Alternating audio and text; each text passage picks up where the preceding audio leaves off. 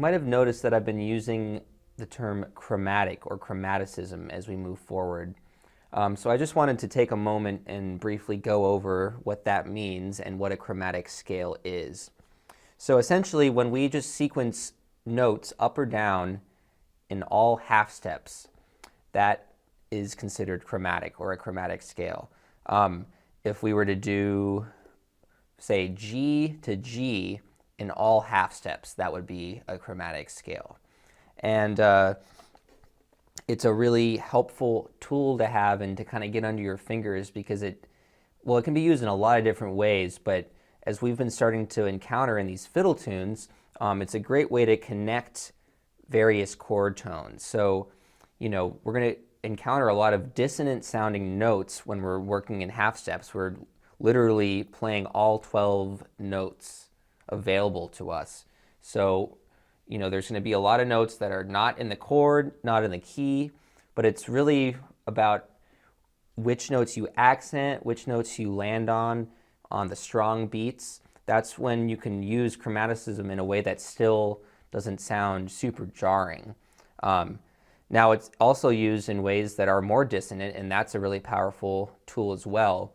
But so far we've mostly encountered it in the context of passing tones.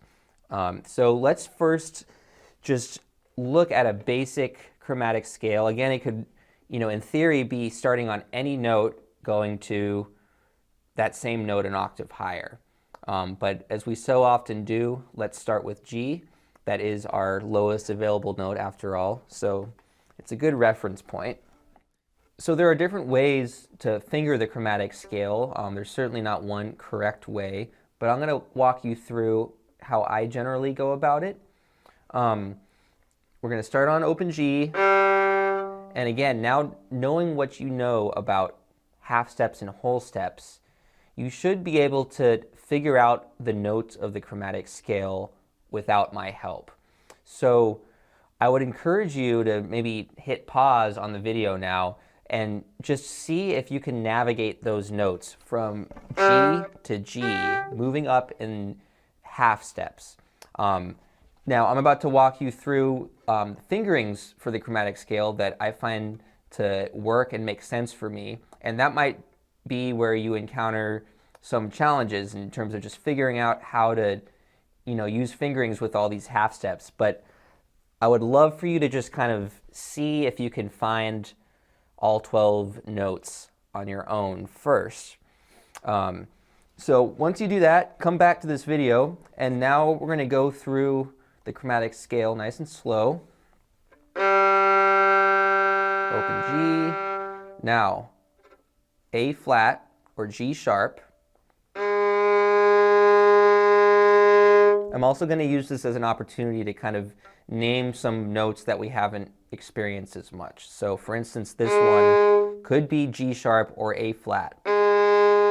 It kind of just depends on the context, where we're coming from, where we're going melodically, what key we're in.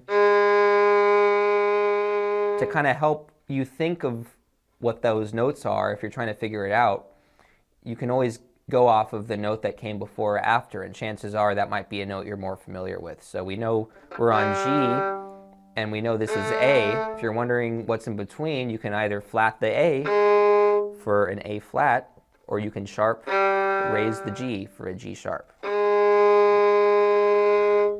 And now also with my first finger, I'm going to slide that up to A. Now as we're dealing with half steps, we're going to be doing a lot of pivoting on one finger where we move up or down in a half step. And as we do this, it's especially important that we keep our thumb stationary. We keep our hand stationary. So we have a point of reference for intonation and just kind of our home base, which is first position.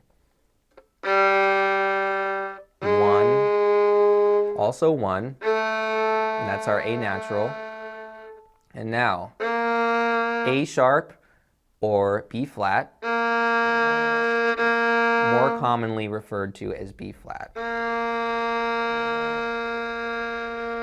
And now we're going to also use our second finger to slide up a half step to B natural.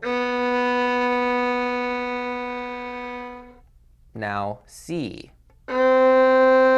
with the third finger, raise that to C sharp or D flat.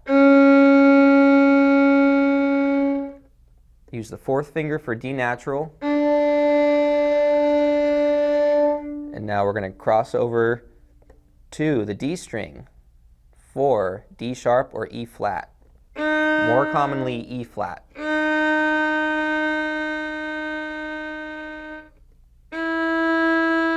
E, also with the first finger. So 1, 1, 2 for F natural. F sharp or G flat, G natural. Staying on the third finger to slide up to G sharp or A flat. Up to A. And now if you've noticed, we're in the higher octave now. So I was, again, using my fourth finger for that A. Going over to the first finger, the A string, for A sharp or B flat. B. I've already named all these notes, so hopefully you can kind of figure them out because we're just an octave higher now. 2, 2, 3, 3, 4, 1, 1, 2, 2, 3, 3, 4. So I just played from the lowest available note to the highest available note. Now that's kind of looking back at our extended range technique that we were talking about earlier. If I were to just play from G to G, obviously we would just end at the G on the D string or G on the E string. But I wanted to show you everything available to us in first position.